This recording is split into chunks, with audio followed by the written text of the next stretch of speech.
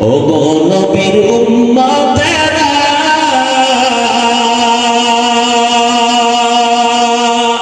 হয়ে আজি দিশাহারা, কোরআন হাদিসের চলো যখন যাহা চায় মনে, নবী বিনে কে তরাবে ফুসিরাত মিজানে, নবী বিনে কে তরাবে ফুসিরাত মিজানে। নবী আমার জীবন ভরে দিনের লাগি কষ্ট করে, দান দান শহীদ করিলেন উহুদেরই ময়দানে, নবী বিনে কে তরাবে ফুসিরাত মিজানে, নবী বিনে কে তরাবে ফুসিরাত মিজানে। উম্মতের কান্ডারি নবী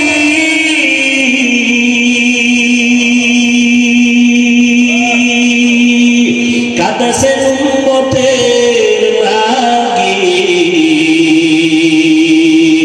এখনো কাঁদেন নবীজি শুয়ে মদিনার পানে, নবী বিনে কে তরাবে ফুসিরাত মিজানে।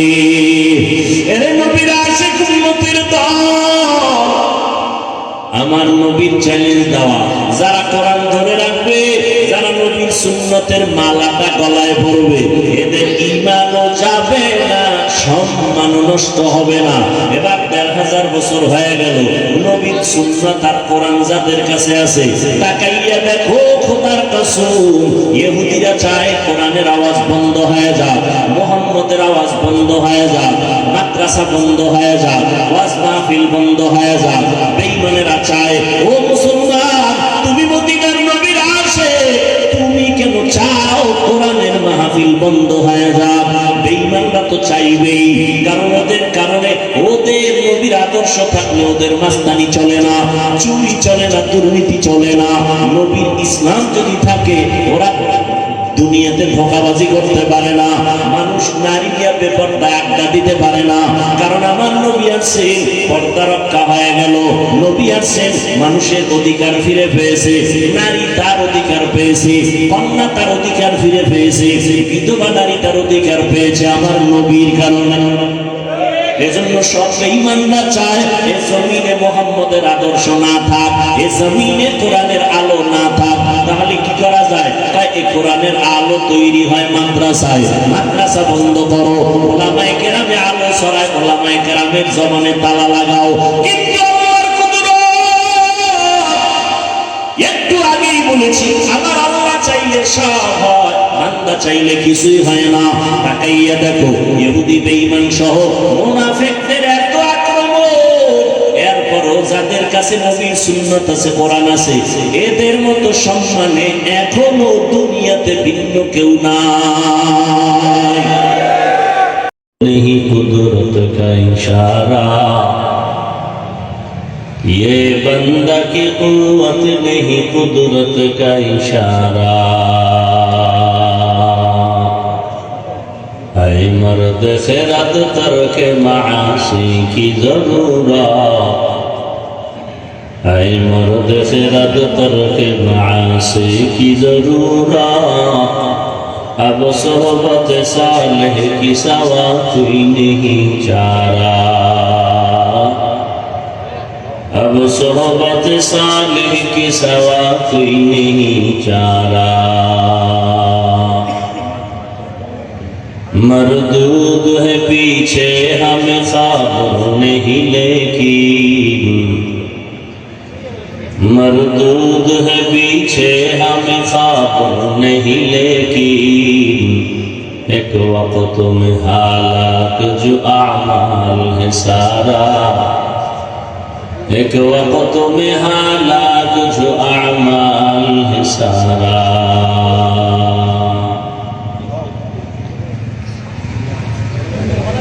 এই মনিটরে রিভাব দাও, ইকো দিবা না।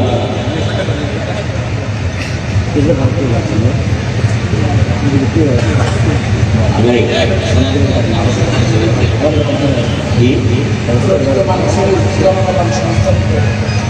আলোকিত মানিকছড়ি জনকল্যাণ সংস্থার উদ্যোগে আয়োজিত আজকের এই মাহফিল, উপস্থিত মোহতারাম সম্মানিত সভাপতি, প্রধান অতিথি, বিশেষ অতিথি বৃন্দ, হযরত উলামায়ে কেরাম, অত্র অঞ্চলের বিভিন্ন স্থান থেকে আগত আল্লাহ পাকের আশিকিন, জাকিরিন, শাকিরিন, মুহিব্বিন, মুরব্বিয়ান নিজাম, কলিজার টুকরা আমার সমবয়সী যুবক বন্ধুগণ, স্নেহের ছোট ভাই, পর্দার আড়ালে মাইকের আওয়াজ শ্রবণদাতা, সম্মানিতা মা ও বোনেরা, আল্লাহ পাকের দরবারে শুকর যে আল্লাহ পাক আমাদেরকে হাজারো লাখ মানুষের ভেতর থেকে বাছাই করে প্রতিকূল আবহাওয়ার মধ্য দিয়েও পৃথিবীর শ্রেষ্ঠ এক মজলিস, উলামায়ে আহলে হকের মজলিস, গুনাহ মাফের মজলিস, তওবা কবুলের মজলিসে আসার মতো, বসার মতো তৌফিক আমাদেরকে যে আল্লাহ দান করেছেন, সে আল্লাহর দরবারে নিয়ামতের শুকর আদায়ার্থে দিল থেকে জবান খুলে ঈমানের আওয়াজকে উঁচু করে মহাব্বতে পড়ি আলহামদুলিল্লাহ। দরুদ ও সালাম সৈয়দুল মুরসালিন, রাহমাতুল লিল আলামিন, শফিউল মুযনিবিন, খাতামুন নবিয়্যিন, সৈয়দুস সাকালাইন, ইমামুল মুরসালিন, শফিউল আযম, রাসূল আকরাম, রহমত আলম, নবিয়ুল আরব ওয়াল আজম, হাবিব কিবরিয়া, আশরাফুল আম্বিয়া, সৈয়দুল আম্বিয়া, শফিউ মাহশর, সাকি কৌসর, आका नामदार, मदीना का ताजदार, आफताब नबूवत, फख्र मौजूदात, सैयदुल मखलूक़ात, हज़रत मुहम्मदुर रसूलुल्लाह के एलाकाয় না আশিক রাসূল বেশি, নবীর নামে দরুদ পড়ে না কি আশিক নামে চাপাবাজ। সবাই পড়েন সাল্লাল্লাহু, আবার পড়েন লাভ না ক্ষতি। একবার পড়ছেন, 3টা পুরস্কার আল্লাহ দিয়েছেন, 10টা গুনাহ আমলনামার জীবন থেকে মাফ হয়ে গেছে, অগ্রিম 10টা নেক আল্লাহ দান করেছেন, আল্লাহর দরবারে 10 গুণ মর্যাদা বেড়ে গেছে। বেশি বেশি দরুদের আমল করবেন, অনেক লাভ। কে কি বললো ওগুলো শোনার কোনো আমাদের সময় নেই, প্রয়োজন নেই। হাঁটতে, চলতে, উঠতে, বসতে সবসময় দরুদ শরীফ পড়ব ইনশাআল্লাহ। রাজি আছেন না? দোকানে বসে আছেন, কথা না বলে দরুদ পড়েন। রাতে ওযু করে ঘুমাবেন, বিছানায় বসে পারেন, শুয়ে শুয়ে পারেন, দরুদ শরীফ পড়বেন। নাকি কোনো মুফতি সাহেব আবার ফতুয়া দিছে শুয়ে শুয়ে দরুদ পড়লে হবে না? কি যদি দরুদ পড়লেই দাঁড়াইতে হয়, তাহলে ঘুমাইতেও হবে দাঁড়াইয়া। আল্লাহ আমাদের বুঝার তৌফিক দান করে। এত বাড়াবাড়ি কেন ধর্ম নিয়ে?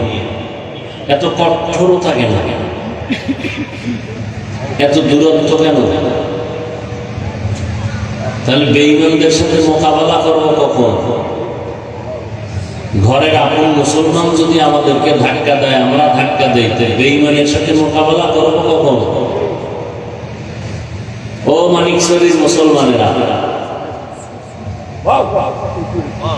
কাদিয়ানীরা মুসলমানদেরকে বেঈমান বানাইতেছে, এই ব্যাপারে তোমাদের কি পদক্ষেপ? তাবলীগ নিয়ে মাথা পেরেশান,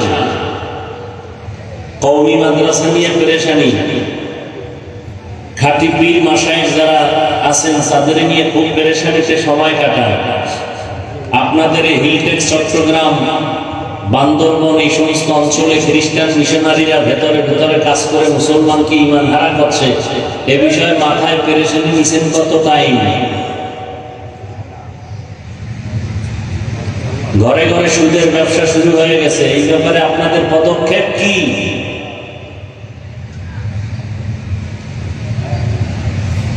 কামেরে এখন বাদ দিয়া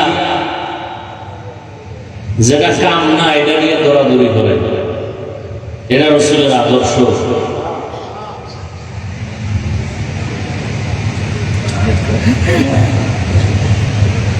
আল্লাহ আমাদের সবাইকে হেদায়েত দান করুন।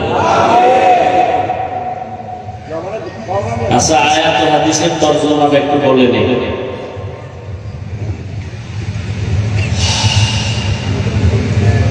যারা এই সুন্দর আয়োজন করছেন আল্লাহ সবাইকে কবুল করেন। যারা দান সদকা করেছেন, সহযোগিতা করেছেন, সময় পরামর্শ অর্থ দিয়ে আল্লাহ সবাইকে কবুল করেন। ওলামায়ে কেরাম আলোচনা করেছেন, বিশেষ করে আমার কলিজার এবং হাজার ও লাখ আলেমের কলিজার টুকরা বাতিলের আতঙ্ক মুফতি রেজাউল করিম আবরার দামাত বারাকাতুহুম অত্যন্ত তথ্যবহুল কোরআন সুন্নাহ ভিত্তিক আলোচনা করেছেন, যার কথার মোকাবেলায় দাঁড়ানোর মতো কোনো মায়ের সন্তানে জমিনে আছে বলে মনে হয় না। আল্লাহ তার কথা ইলম ও আমলে হায়াতে ইজ্জতে বরকত আরো বাড়ায় দেয়। ওলামায়ে কেরাম সহ সবার ইজ্জত আল্লাহ বাড়ায় দেয়। যারা মিডিয়ার মাধ্যমে তথা ফেসবুকে আলেমদের বিরুদ্ধে লেখালেখি করে আল্লাহ পাক ওদের হেদায়েত দান করেন। আমি তো সারা বাংলাদেশে বলি, মা বাবার অভিশপ্ত সন্তান ছাড়া আলেমের বিরুদ্ধে কেউ ষড়যন্ত্র আর লেখালেখি করতে পারে না। যারা করে ওরা মা বাবার অভিশপ্ত সন্তান, ওদের উপরে মা বাবার বরদোয়া। আল্লাহ হেদায়েত দান করুন। আমি আপনাদের দোয়া নিতে আসছি অনেক কষ্ট করে, আবার সংক্ষিপ্ত কিছু কথা বলার নিয়তে কোরআনে হাকিমের এক আয়াতে কারিমা, নবীজির একটি হাদিসের অংশ করেছে। ইখলাস ও রুহানিয়তের সমন্বয়ে সহি তরিকায়, সহি নিয়তে, সহি কিছু কথা বলার মতো, শুনবার মতো আমাকে আপনাদের সকলকেই দয়াময় আল্লাহ তৌফিক দান করেন। ইয়া আইয়ুহাল্লাযীনা আমানু ইসতাঈনু বিস-সাবরি ওয়াস-সালাহ।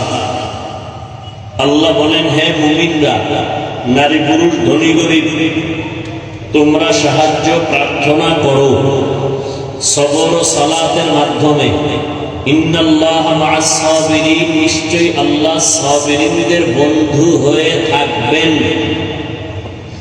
নবীজি বলেন, মাইয়ুরিদিল্লাহু বিহি খাইরান ইউসিব বিহি, আল্লাহ যাকে বেশি মহব্বত করেন, কল্যাণ চান, তাকেই মুসিবতের পরীক্ষা নিবেন। আয়াত ও হাদিসের তরজমা শেষ। আলোচনার বিষয়বস্তু আমার তিনটা কথা। সাহায্য আল্লাহ চাইতে বলছেন, সাহায্য কেন চাবো, এটা হলো এক কথা। দ্বিতীয় কথা হলো সাহায্য যদি চাইতেই হয় কার কাছে চাবো, দুই কথা। তিন নাম্বার কথা হলো সাহায্য যদি চাইতেই হয় কোন সিস্টেমে সাহায্য চাবো। প্রথম কথা হলো সাহায্য চাবো কেন। এই তিনটা কথা আমি বয়ানে মোটামুটি গুছায় বলে শেষ করবো। এর আগে কিছু কথা বলবো। এখানে আপনারা একদলীয় মানুষ আসছেন এমনটা না। বাংলাদেশের যত ভালো খারাপ দল আছে সব দলের মানুষ এখানে আছে, আছে না নাই? পক্ষ বিপক্ষের সব মানুষ আছে। কেউ দূরে দাঁড়ায় বয়ান শুনতেছে। আল্লাহর মহব্বত নিয়ে নিরপেক্ষ কথা বলবেন, সত্য কথা আজীবন স্বীকার করবেন, সাপোর্ট দিবেন, মানেন আর না মানেন। পারা যাবে না ইনশাআল্লাহ? প্রথম একটা প্রশ্ন করি, আমার দেশের মধ্যে দাওয়াত ও তাবলীগের দ্বারা ইসলাম এবং মুসলমানের কোনো ক্ষতি হয়েছে কিনা? তাল মিলেন না, বুঝে শুনে বলেন। আর যদি বলেন হ্যাঁ ক্ষতি হয়েছে, দ্বারা আমি জবাব দেই বা আমি ভুল স্বীকার করি, এবং আমি আপনার সাথে মাঠে ময়দানে কালকে থেকে তাবলীগের বিরুদ্ধে কথা বলবো। তাহলে তাবলীগের মাধ্যমে এদেশের মুসলমানের ইসলামের কোনো ক্ষতি হয়েছে? সবাই একমত? সবাই একমত? নাম্বার দুই, যারা পীরের লাইনে হক ভণ্ড না, যারা কি হক, এদের দ্বারা কি আমার দেশের ইসলাম ও মুসলমানের কোনো ক্ষতি হয়েছে? নাম্বার তিন, কওমি মাদ্রাসার কারণে আমার দেশের মুসলমানের ঈমান আমলের কোনো ক্ষতি হয়েছে? বলেন। যদি বলেন হয় নাই, তাহলে আপনার কাছে আমার বিনয়ের সাথে আবদার থেকে গেল। রাগের কথাও আমার জানা আছে, বলবো না, মহব্বতের কথা বলবো। আপনি জীবনে কোনোদিন তাবলীগ বলেন, কওমি বলেন, এবং আহলে হক পীর মাশায়েখ বলেন এদের বিরুদ্ধে কখনো কিছু বলবেন না, লিখবেন না। যদি কিছু বলে থাকেন, লিখে থাকেন, একা একা তওবা করে নিয়ে নেবেন। কথা ঠিক আছে? কিছু যদি আপনি খুঁজে না পান যে কি হয়েছে, আমি চ্যালেঞ্জ দিয়ে বলবো আপনার যেই লাইনে আছেন ওই লাইনে এদেশের মানুষের কি হয়েছে না হয়েছে আমি তদন্ত করি নাই, কিন্তু এটা চির সত্য যে তাবলীগ বলেন, কওমি মাদ্রাসা বলেন, আর কি পীর মাশায়েখ বলেন, এদের দ্বারা কিছু না হলেও কিছু বেনামাজি নামাজি হয়েছে, কিছু দাড়ি কামানেওয়ালারা মদিনার আদর্শে দাড়িওয়ালা হয়েছে, হয় নাই? চোর ডাকাতরা এখন মদিনার রসুলের সুন্নতের আমলালা আসে হয়ে গেছে। কথা ঠিক? আচ্ছা আমাকে বলেন তো, তাবলীগওয়ালারা কি বলে? বেশি বেশি বিড়ি টানো। কওমিওয়ালারা কি বলে? যে বেপরদায় চলো। আহলে হক পীর মাশায়েখরা কি বলে? যে দাড়ি কাটো। সমস্যা কোথায়? এবার আসেন আমি আবার কিছু ব্যক্তিগত কথা বলি। আমি পাঁচকল্লি টুপি মাথায় দিয়েছি, কোনোদিন ভিন্ন টুপিওয়ালারে বা যারা টুপি পরে না কোনোদিন তো আমি গালি দেই নাই, বাঁকা নজরে দেখি নাই। আপনার অন্তর কেন এমন যে আপনি পাঁচকল্লিটাকে কেন্দ্র করে আমাকে আলাদা নজরে দেখেন? আপনার বিবেকের কাছে আমার প্রশ্ন। আমি কওমি মাদ্রাসার সন্তান, কোনোদিন আমি আলিয়ার বিরুদ্ধে বলি নাই, স্কুল কলেজের বিরুদ্ধে বলি নাই, হিংসাও করি না। আপনি কেন কওমির ব্যাপারে এত মাথা গরম নিয়ে বাঁকা নজরে তাকান? আমি পীর মাশায়েখের লাইনের সন্তান। যারা পীর মুরিদির পছন্দ করে না বা এই লাইনে নাই, আমরা তাদের গালি দেই না, হিংসা করি না, দেখলে সালাম দেই। আপনি কেন পীর মুরিদির বিরুদ্ধে কথা বলেন?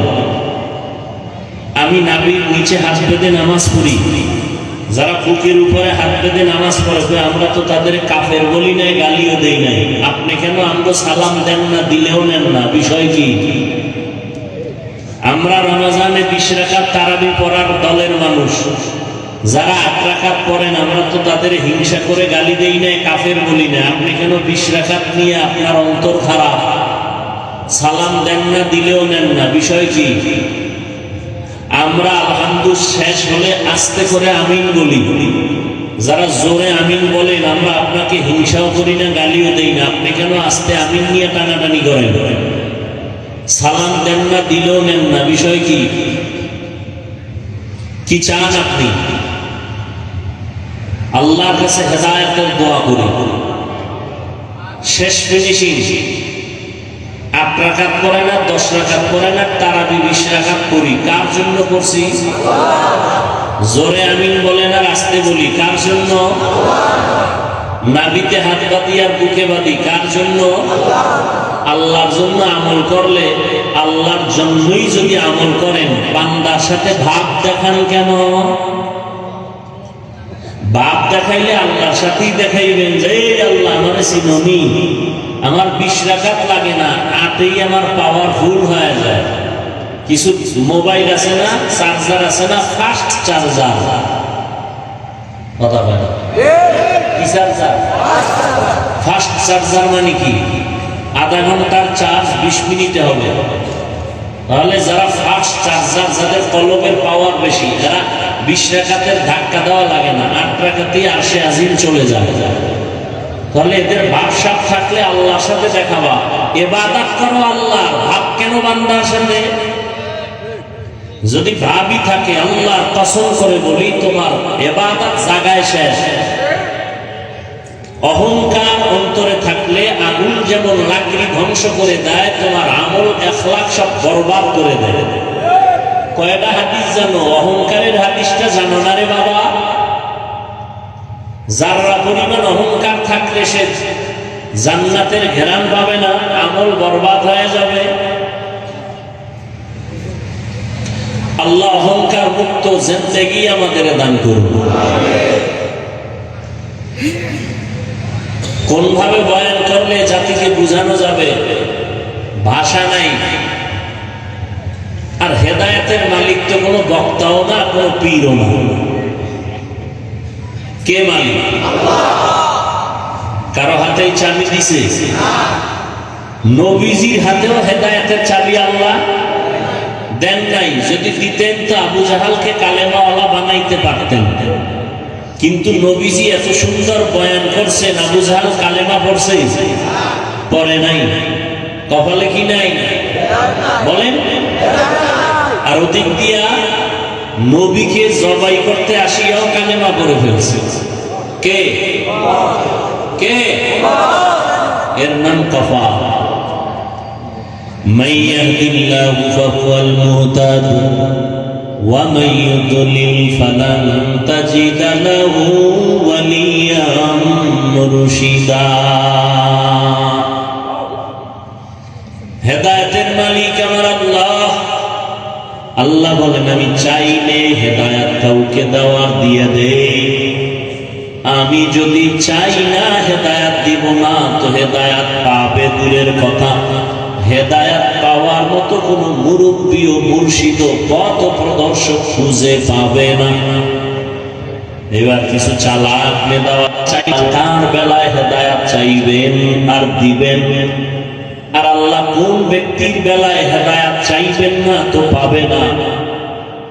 আল্লাহ পাক কোরআনের ভিন্ন আয়াতে তার ব্যাখ্যা দিয়া বলেন, والذين جاهدوا فينا لنهدينهم سبلنا وإن الله لمع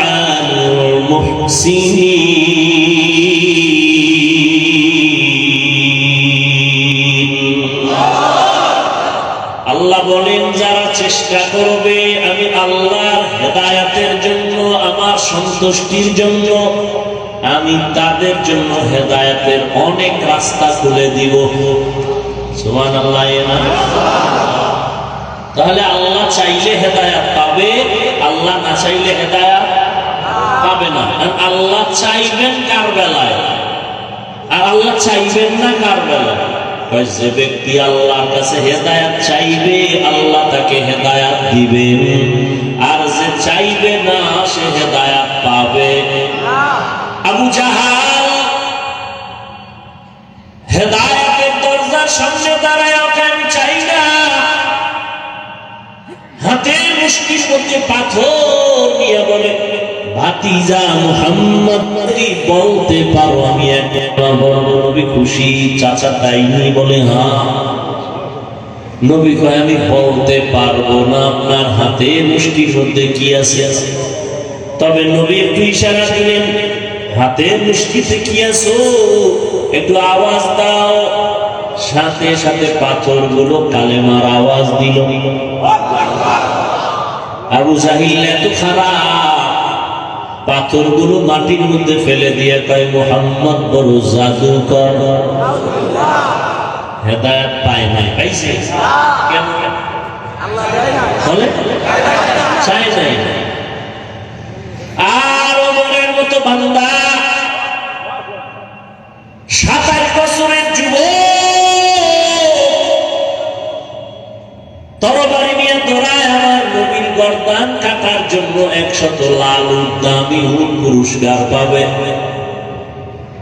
মদিনার নবী দোয়া করেন, হে মালিক ওমর ইবনে খাত্তাব, ওমর ইবনে হিশামকে ইসলামের খাদেম হিসেবে কবুল করে নাও। এই এখানে কি ডিস্টার্ব কি? 27 বছরের যুবক হযরত ওমর নবীজির গর্দান কাটার জন্য গিয়া, বিস্তারিত ঘটনা আপনারা জানেন, কালেমাওয়ালা মুসলমান হয়ে গেল। কেন? ওমর চাইলেই মুহাব্বতের গলায় হেদায়েতের মালা পরাতে পারবেন না। আমি আল্লাহ যদি চাই হবে, আমি আল্লাহ না চাইলে কিছু হবেই না। এজন্যই আমি বলি আল্লাহ চাইলে সব হয়, বান্দা চাইলে কিছুই হয় না। এই এলাকায় গত কয়েকদিন আগে মাহফিলের তারিখ ছিল, অনেকে চাইছে মাহফিলটা না হোক। আল্লাহ কয়েকটা গো খুশি করলাম, যা তোর একটা আরামে খেয়ে ঘুমা। আজ ওই দিন আবার অনেকের চোখে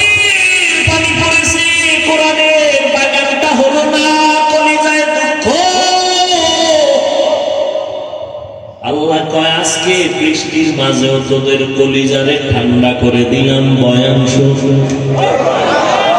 আল্লাহ চাইলে সব হয়, বান্দা চাইলে কিছুই হয় না।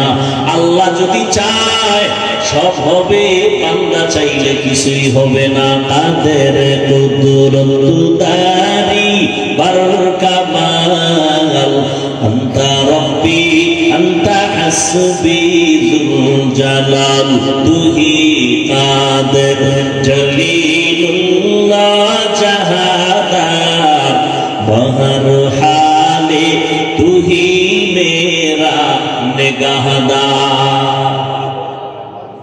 আল্লাহর খেলাটা বুঝছেননি?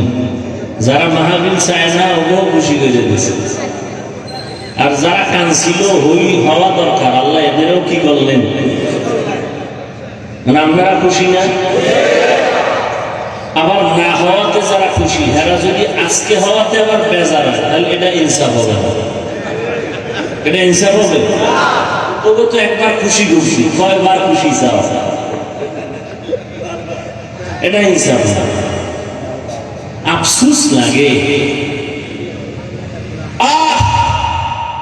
যারা ইসলাম নিয়ে উল্টা পাল্টা কথা বলে, এদের নিয়ে কোনো মন্তব্য নাই। আমরা মানুষের পাও ধরে ধরে দাড়ির বয়ান করি, নামাজের বয়ান করি, রোজার বয়ান করি, সুন্নতের আমলের বয়ান করি। আমগো মাহফিল না হওয়ার জন্য পেরেশান হয়ে যায়। কেমন তারা মুসলমান আর কেমন ঈমান। আল্লাহ হেদায়েত দান করুন। এই যে এতক্ষণ বয়ান করলাম, কোন পীর সাহেবের নামে দালালি করছি, তা তুমি আমার কোন পীরের দালাল বলো কেন? এতক্ষণ যে বয়ান করলাম আওয়ামী লীগের পক্ষে বলছি, বলো যুবকেরা বলো, সত্য কথা বলো। বিএনপি সাপোর্ট করছি, তা তুমি আওয়ামী লীগ বা বিএনপির দালাল বলো কেন? আমার চেহারা দেখলে মনে হয় আমি আওয়ামী লীগ করি, বিএনপি করি, তা একজন আলেমকে তুমি দলের দালাল বলো কেন? এই বেয়াদব, আলেমকে দালাল বলার অধিকার তোকে কে দিয়েছে? মদখোরের কাছে যাওয়ার পরে যদি আমি মদখোরের সুরত ধরিয়া ফেলাই, তো বলতে পারেন মদখোরের গোলাম। আর মদখোরের কাছে আলেমরা যাওয়ার কারণে যদি মদখোর টুপিওয়ালা হয়, তাহলে কি হুজুর দালাল? হাটহাজারীর হুজুর আওয়ামী লীগের কাছে যাইয়া সরকারি কওমি মাদ্রাসার সনদ আছে, বিএনপির কাছে ওলামায়ে কেরাম গিয়ে ইসলামের যদি কোনো কাজ উপকার করে, এটা দালাল। দালাল বুঝো কত বড় বিয়াদব। ক্লাস 5-এ পড়ে, না হয় দাখিল পড়ে, না হয় কওমি মাদ্রাসায় কাফিয়া শারহে বেকায়া পড়ে, ফেসবুকে লিখে দিল একজন আলেমের নামে অমুক দলের দালাল। এজন্য চ্যালেঞ্জ করে বলেছি, সারা দেশে যারা আলেমদের বিরুদ্ধে লেখে, ওরা মা বাবার অভিশপ্ত সন্তান, ওদের উপর আল্লাহর লানত।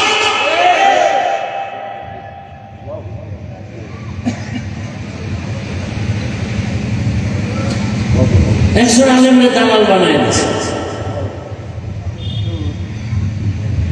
আমি তো মনে করি ওলামায়ে কেরাম সব যদি সোচ্চার হইয়া এক হইয়া, আমাদের মধ্যে ভাগাভাগির কারণে ঝামেলা না, সব এক হইয়া যদি সরকারের একটা দাবি করত, সরকার মানতে বাধ্য হতো। ঠিক না? কি দাবি পূরণ হয় না? আলেমদের দাবি পূরণ হয় না একটাও? মূর্তির বিরুদ্ধে আন্দোলন করছে, যাত্রাবাড়ির সামনে হয়েছে, কথা বলেন না, খবরও নাই, নয় পাহাড় ভাঙ্গে এখানে খবর আইয়ে না। আপনি আলেমদের দালাল বলেন কেন? মরার ভয় নাই? কিয়ামতের আগের দিন পর্যন্ত এই জমিনে আর 1 সেকেন্ডের জন্য আর কোনোদিন আমাদের নবীজি আসবেন? আবু বকর, ওমর, ওসমান, আলী সহ কোন সাহাবায়ে কেরাম আসবেন? সত্য কথা বলেন, আসবেন? ইমাম বুখারী, ইমাম মুসলিম, ইমাম তিরমিজি, ইমাম আবু হানিফা, ইমাম শাফি, ইমাম মালিক, ইমাম আহমদ বিন হাম্বল সহ কোন ইমাম আসবেন? তাহলে আমরা জান্নাতে যাব না? যাব না? জান্নাতের ঠিকানা আছে কোরআন হাদিসে। আপনি আরবিও কোরআন বুঝেন না, আরবি হাদিসও বুঝেন না, আপনার উপায় কি? নবীও আসবে না, সাহাবায়ে কেরামও আসবে না, আর আপনি যদি চায়ের দোকানে চা খান আর বসে তেল দিয়া এরপরে বলেন আমি কোন ব্যক্তি মানি না, কোরআন হাদিস মানি, আপনি আরবি বুঝে নেই না, আমি ওলিয়া উলিয়া মানি না, আমি কোরআন হাদিস মানি। আপনার কথাটা পৃথিবীর নিকৃষ্ট একটা মিথ্যা ধোঁকার কথা। আমি কোরআন হাদিস মানা কি জিনিস সেটা বুঝেনি। যে ওলিয়া উলিয়া মানে না, ও কোরআনও মানে না, বুখারী শরীফও মানে না, চাপাবাজি করেন কোরআন হাদিস মানি, কোন পীর আউলিয়া মানি না। আল্লাহর কসম করে বলে গেলাম, যারা বলবে আমরা ওলিয়া উলিয়া মানি না, ওরা কোরআন শরীফ মানে না, বুখারী শরীফ মানে না, ওরা ভণ্ড। ওদের যারা ভণ্ড বলবে না তারা ভণ্ড। আমি কোরআন হাদিস মানি, ওলিয়া উলিয়া মানে না।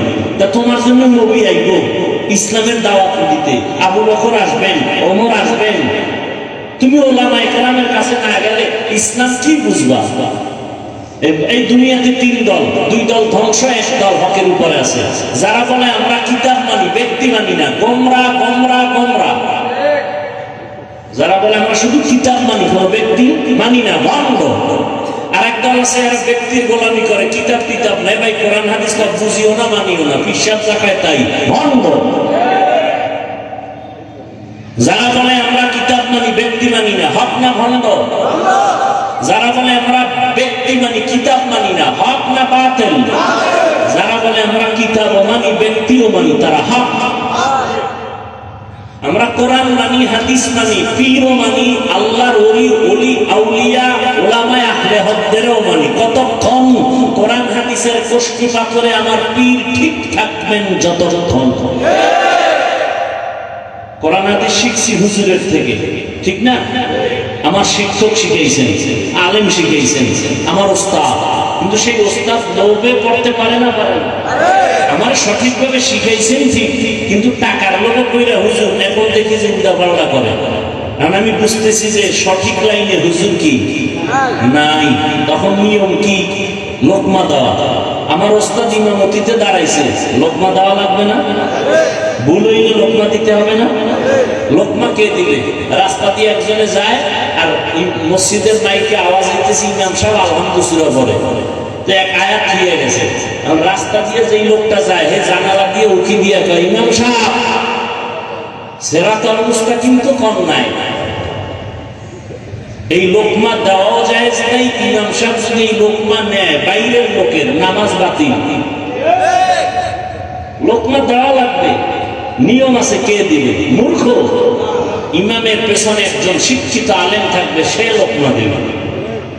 তুমি আউযুবিল্লাহ পারো না, মাত্র তোমার বয়স 25-26, তুমি আলেমের ভুল ধরার বলে দাঁড়া।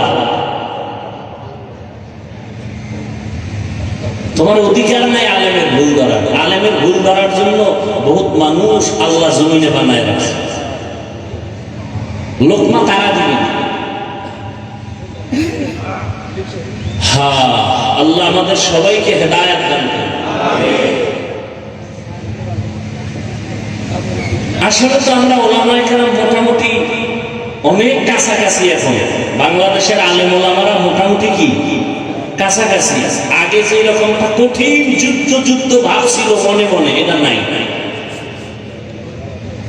আর এখন ওই মাইকে আইসা কেউ বয়ান করবে আউলা জাউলা, ওই সুযোগও মিডিয়ায় ধরা পড়ে। আবার মাঝে না লাইভে ভুল বলছিলাম গতদিন, আজকে মাপ চাইল। কিন্তু আমাদের কোনো আন্দোলনের দরকার নাই আলেমের বিরুদ্ধে। আলেম ভুল টুল বললে নিজে বলবেন ভুল বলছিলাম, বেখেয়ালে ক্ষমা চাইছে। কথা ঠিক না? আপনারা দ্বন্দ্ব করেন না, আপনারা এক মনে চলে। খবরদার, ওলামায়ে কেরামদের কোনো বিষয় নিয়ে আপনারা দ্বন্দ্ব করবেন না। আপনারা একভাবে চলে যান, একসাথে চলে যান, আর দোয়া করেন ওলামায়ে কেরাম এক হয়ে যায়। সব ধরনের ওলামায়ে কেরাম যদি একসাথে চলে, তো দূরত্ব কমে যাবে, ইখতিলাফ কমে যাবে, ইফতিরাক কমে যাবে, আন্তরিকতা বাড়বে, ইখলাস বাড়বে, সব শেষে ইসলামের উপকার বেশি হবে।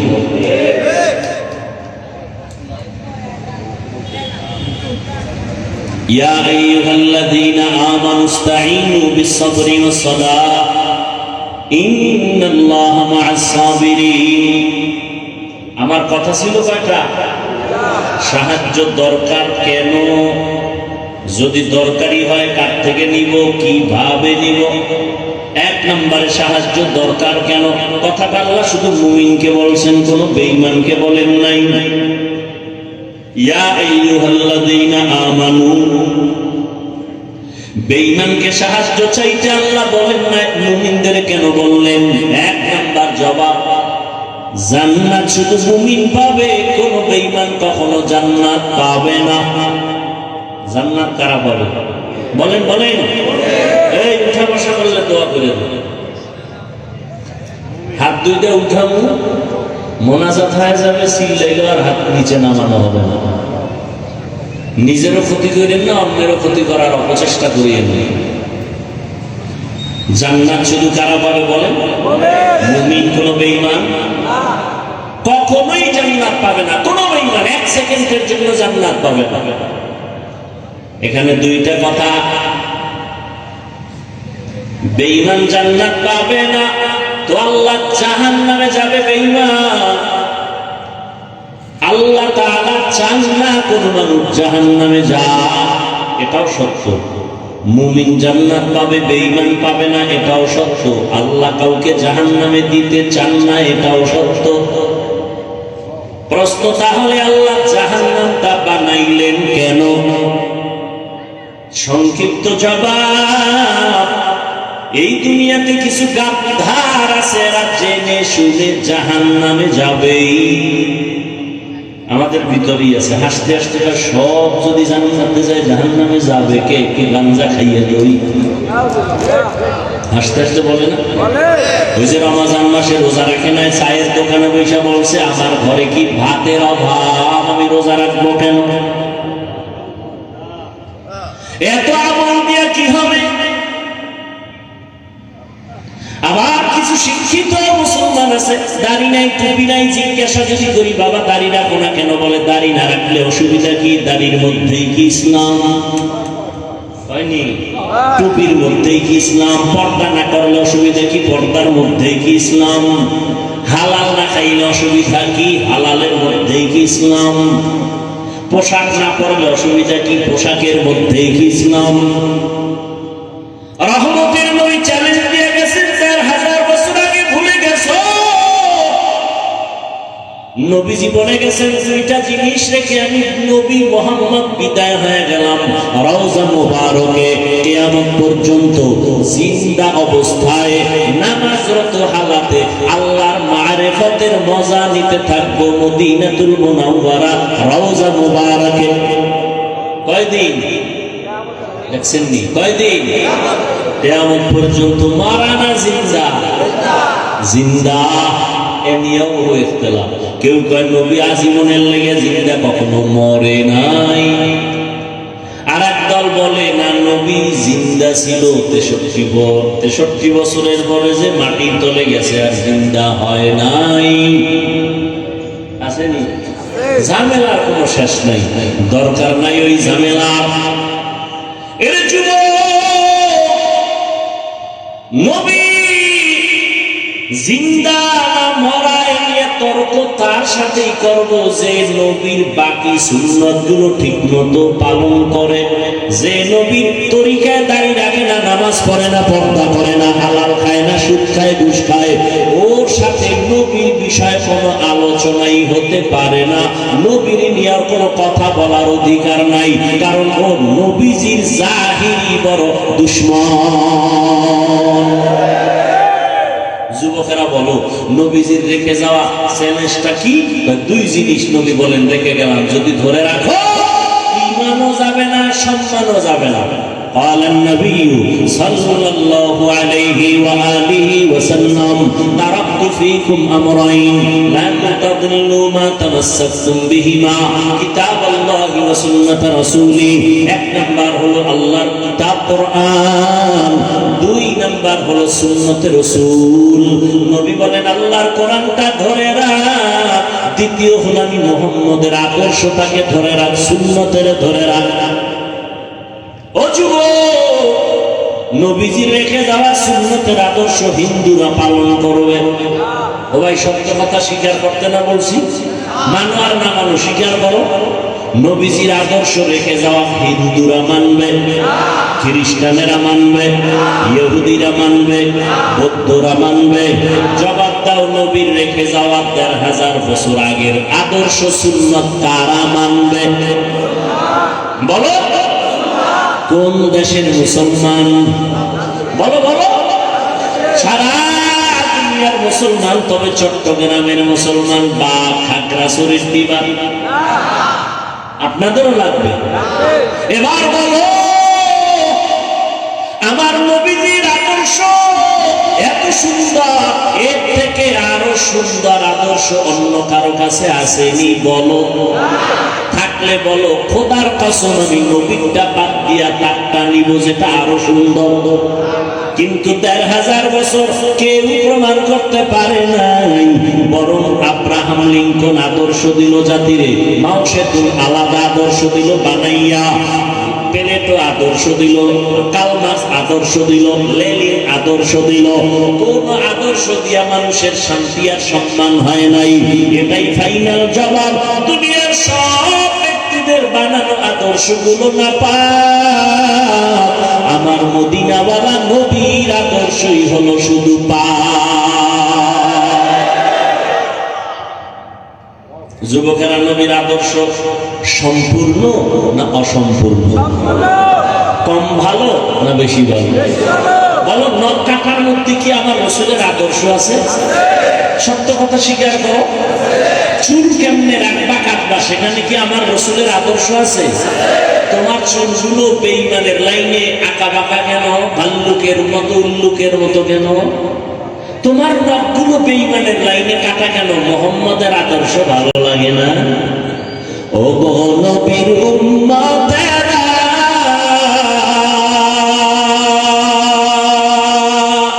হয়ে আজি দিশাহারা, কোরআন হাদিসের চলো যখন যাহা চায় মনে, নবী বিনে কে তরাবে ফুলসিরাত মিজানে, নবী বিনে কে তরাবে ফুলসিরাত মিজানে। নবী আমার জীবন ভরে দিনের লাগি কষ্ট করে, দান দান শহীদ করিলেন উহুদেরই ময়দানে, নবী বিনে কে তরাবে ফুলসিরাত মিজানে, নবী বিনে কে তরাবে ফুলসিরাত মিজানে। উম্মতের কান্ডারি নবী,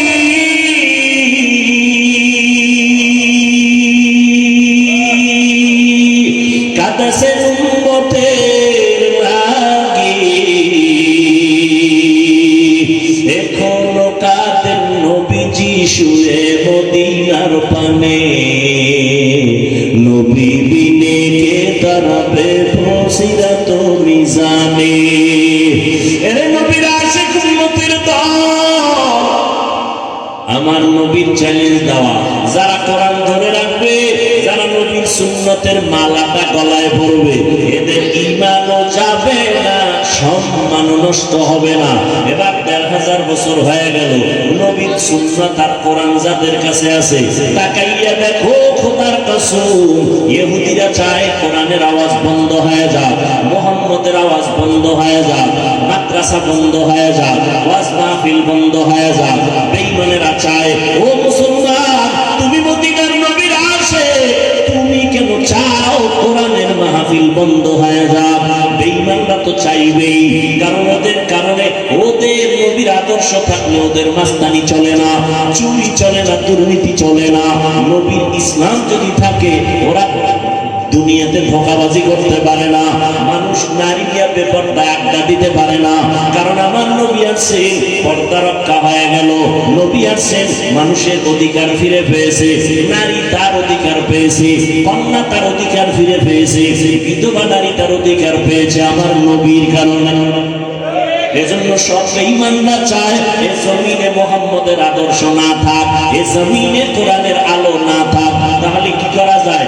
এই কোরআনের আলো তৈরি হয় মাদ্রাসায়। মাদ্রাসা বন্ধ করো, ওলামায়ে কেরামে আলো ছড়ায়, ওলামায়ে কেরামের জবানে তালা লাগাও। কিন্তু আল্লাহর কুদরত,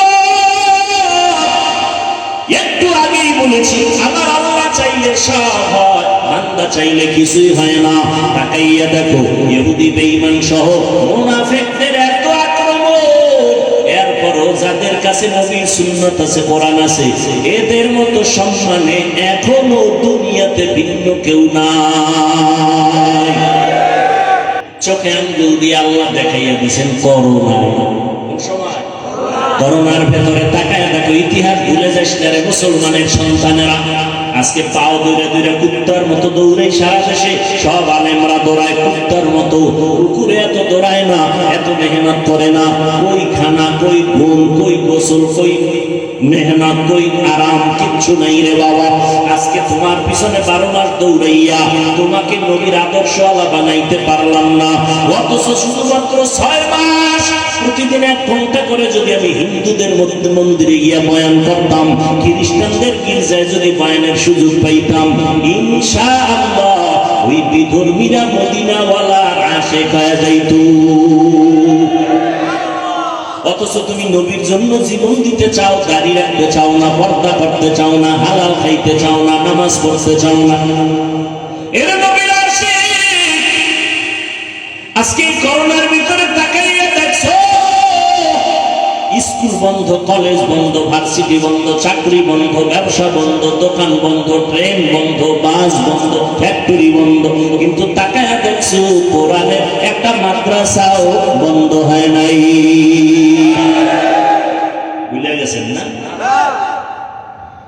2টা শিক্ষিত সন্তান কুলাঙ্গার, বাবারে ধরছে করোনায়, ট্রিপল মার্কস লাগাইছে, ট্রিপল মার্কস।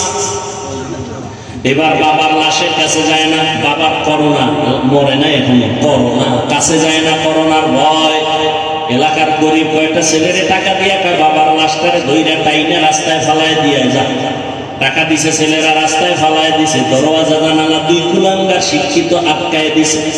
আর জানালা খুলে তাকাইলো না, বাবার লাশটা কুত্তায় খাইলো নাকি জানাজা হলো। ইতিহাস ভুলে যাই শত করোনার লাশ।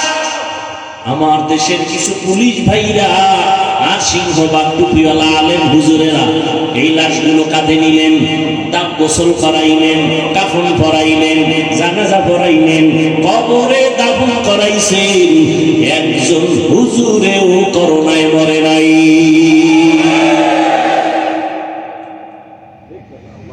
সম্মান বুঝো। করোনার ভিতরে কয়েকজন হুজুর মানুষের কাছে ভিক্ষা করছে যে না খাইয়া মরি, বাচ্চা নিয়ে করছে কোন হুজুর? হ্যাঁ, কোন হুজুর করে নাই, যদিও বেতন 5,000, 6 মাস বাকি। আর তুমি সরকারি চাকরি করো, বেসরকারি ফার্মে চাকরি করো, 20-30 হাজার টাকা বেতন, টেবিলের নিচে বাম হাতে নাও 20,000, 50 খাইয়াও শান্তি গরম। শান্তি নাই, বউয়ের সাথে ব্যবহার ভালো নাই, সন্তানের সাথে ব্যবহার ভালো করো না, এরপর সরকারের গালি দাও, গদির মধ্যে লাল বাতি জ্বালায় দিবে। কিন্তু কোন আলে এত কষ্ট করে জীবন যাপন করেন, 5,000 টাকা 10,000 টাকা বেতন, মসজিদে তাও ঠিক মতো দেয় না, 6 মাস বাকি। কোনদিন জুমার বয়ানে ইমাম বলে নাই বেতনটা 1 তারিখের মধ্যে দিও, না হয় আসর থেকে সূরাটা উল্টা পড়া হবে বলছে। কোনদিন কাউরে গালি দেয় নাই, হিংসা করে নাই, হাসি মুখে দোয়া করে, সালাম দেয়। তোমার ঘরে খানেওয়ালার সংখ্যা কম, হুজুরের ঘরে সন্তান বেশি, কারণ তুমি ট্যাবলেট খাইয়া সন্তান কমাইছো। হুজুর ট্যাবলেট খায় নাই, বাড়াইছে। ঠিক নেই? কারণ নবীজি কয় সন্তান মাইয়া ওই বাড়ির মাইয়া বিয়ে করবি যেই বংশে সন্তান বেশি হয়, কারণ কিয়ামতের দিন আমি মুহাম্মদ অন্য নবীর উম্মতের তুলনায় আমার উম্মত বেশি হবে, গর্ব করে আমি জান্নাতে মিছিল দিয়ে যাব।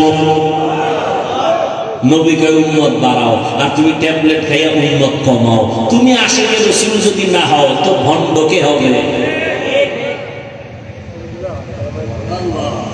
নবীকে উম্মত বাড়াও আর এই ট্যাবলেট খাইয়া কমাইতে পারছে? এই যুবকেরা, শিক্ষিত বাবারা, বলো 20 বছর আগের তুলনায় জনসংখ্যা বাংলাদেশে কমছে? তোমাকে ট্যাবলেট কই? স্লোগান দিছো ছেলে হোক মেয়ে হোক, দুটোর বেশি নয়, একটা হলে ভালো হয়, না হইলে আরো ভালো।